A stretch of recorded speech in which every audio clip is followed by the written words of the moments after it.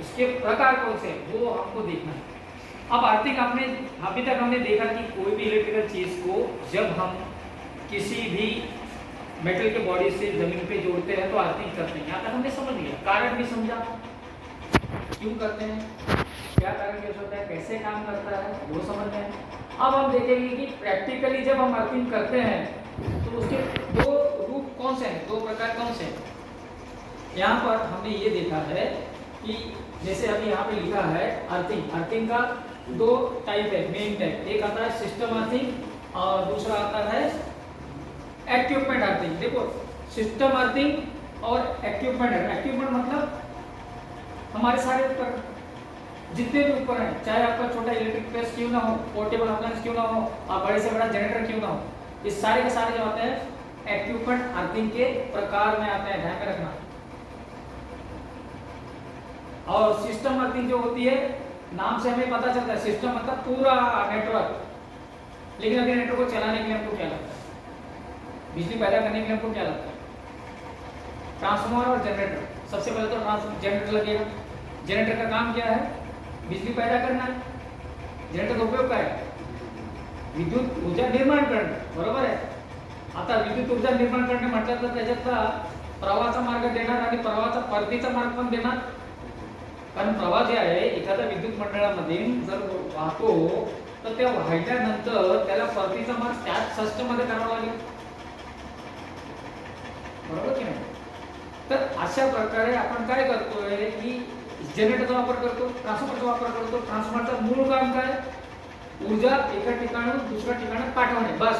तो तयार करत नाही। ट्रांसफार्मर क्या करता है, बिजली पैदा नहीं करता, पैदा करने वाला जनरेटर है। लेकिन ट्रांसफार्मर का काम है खाली एनर्जी को ट्रांसफर करना, इसलिए उसका नाम है ट्रांसफार्मर, सप्लाई को पहुंचाना, ठीक है। अब यहाँ पर क्या है कि हम ये देख रहे हैं कि उसके सिस्टम अर्थिंग का मतलब क्या है। होता क्या है कि जब बिजली पैदा करते हैं जनरेटर से, तो जैसे वापसी का मार्ग क्या है, न्यूट्रल, हम जिसको बोलते हैं न्यूट्रल।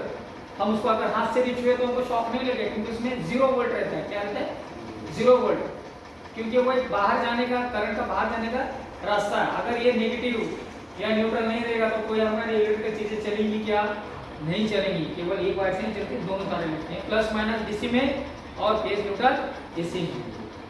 तो अब क्या है कि यहाँ पर जब हम जनरेटर से बिजली लेते हैं तो आगे जो हमारा लोड है उसको तो न्यूट्रल चाहिए ना। जनरेटर क्या करता है, फेज वोल्टेज पैदा करता है। क्या करता है, फेज वोल्टेज, यानी 3 फेज दे देगा। लेकिन जब उसको न्यूट्रल पैदा करना है तो सब उसकी वाइंडिंग को एक हिस्से पे जोड़ते हैं, जिसको बोलते हैं स्टार पॉइंट। अब वो स्टार पॉइंट क्या हम अगले विषय में देखेंगे। तो ये स्टार पॉइंट जो होता है ये क्या करता है, स्टार पॉइंट असल में देखा जाएगा तो सारे जो वाइंडिंग होती है, जो फेज वोल्टेज पैदा करता है ना, 3 फेज, 3 फेज जो पैदा करता है उसकी जो वाइंडिंग होती है ना, वो सबका एक एक सिरा क्या करते हैं, जमीन में पट्टी लगाकर जीआई की या तो तांबे की या तो पीतल की पट्टी लगाकर क्या करते हैं, जमीन में गाड़ देते हैं। होता क्या है इससे कि वो न्यूट्रल करके हमारे जो लो टेंशन कस्टमर्स हैं, यानी लो वोल्टेज वाले, जैसे आप और हम, मतलब घरेलू यूज के लिए, रेसिडेंशियल पर्पस के लिए इसका यूज करते हैं। तो लो वोल्टेज या लो वोल्टेज में क्या होता है, एक फेज और एक न्यूट्रल ले लिया तो हमारा सिंगल फेज वोल्टेज बन जाएगा। तो कहने का मतलब क्या है ऐसा है कि जब हम वो सिस्टम करते हैं ना 3 फेज वाइंडिंग में, जब हम सिस्टम में से, क्योंकि ट्रांसफार्मर है, जनरेटर है, उसमें से हम जमीन में कनेक्शन कर रहे हैं, तो वो सिस्टम का किया, किसका किया, सिस्टम का किया। वो अर्थिंग किधर की, सिस्टम के अंदर की।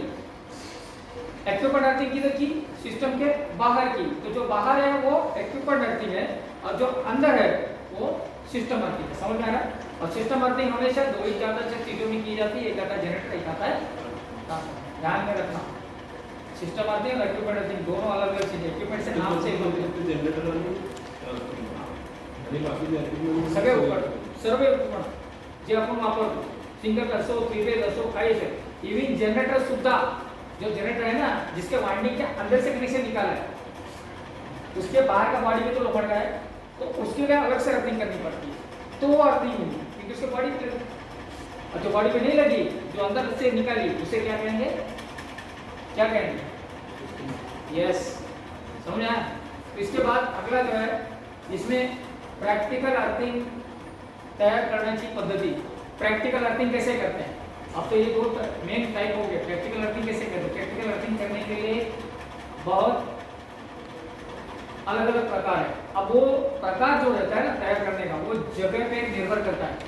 जैसे सूखी जमीन है, पथरीली जमीन है, जिसको हम लोग बोलते हैं फाउंटेन्स, या कहने का मतलब जहाँ पे मिट्टी गीली होती है, या तो बोलते हैं ना कि काफ़ी पहाड़ी इलाका है जहाँ पे पथरीला रास्ता है। और अर्थिंग के लिए कौन कौन सी चीज़ें जरूरी होती है? अभी वो वस्तु है, उसको तो जमीन में गाड़ना है, तो सीधी सी बात है। अब जमीन में गाड़ना है तो वहाँ की मिट्टी कैसी होनी चाहिए? सख्त होनी चाहिए कि नरम होनी चाहिए? नरम होनी चाहिए, यानी उसको खोदना चाहिए। ज़्यादा लॉन्ग वीडियो में कट करो, बच करो।